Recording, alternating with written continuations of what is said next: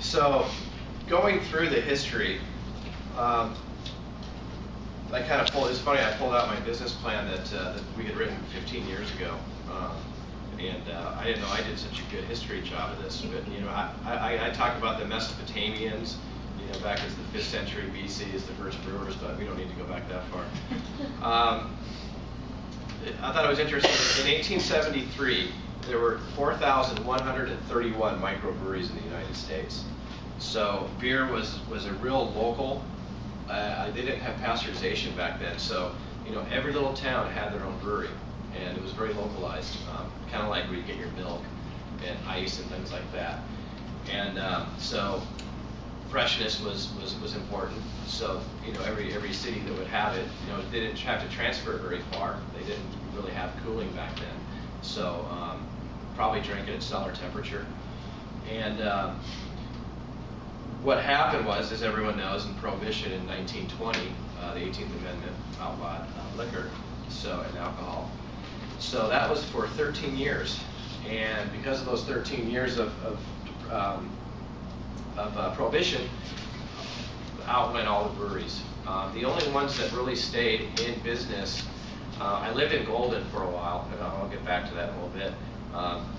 Coors stayed open, and so did Budweiser. Budweiser mainly got into the food industry. They made malt,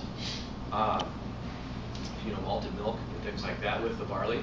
And I thought what was interesting that kept Coors alive was they did ceramics.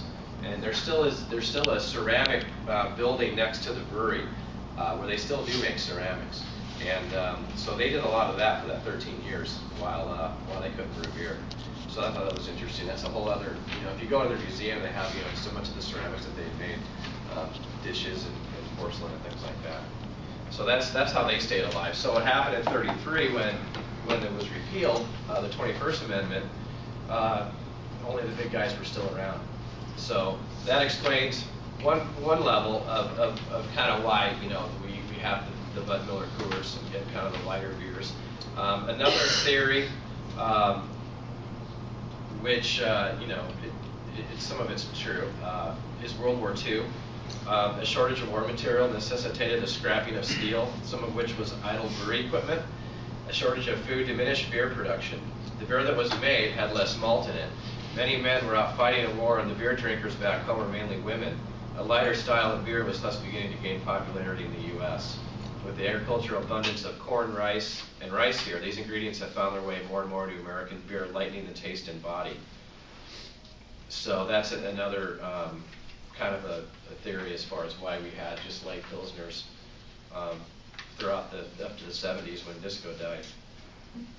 Now we can all thank Jimmy Carter in '79 for signing a law allowing basically homebrewing, and that was kind of the spark for the microbrewery craze to start.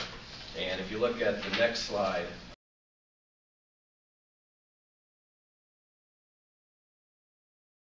we talk about 1965 with Fritz Maytag purchasing the Anchor Brewery in San Francisco.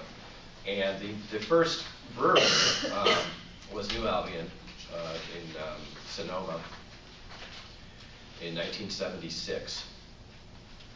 So that's interesting because he signed the law in 1979, and this says that Albion opened in '76. So I'm not sure the dates on that. Do you? No, that's right. You were always able to own a brewery. You just weren't always able to homebrew your. Okay. It's almost as if there was an underground market in homebrewing going on at the time, but I doubt it. You think? Bathtub gin?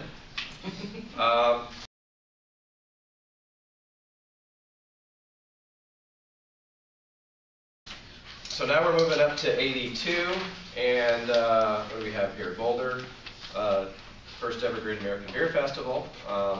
I didn't attend that, but that would have been fun. I lived in Denver in 1990, and I moved to Golden for about a year, maybe 8 months. And that's when I got into craft beer.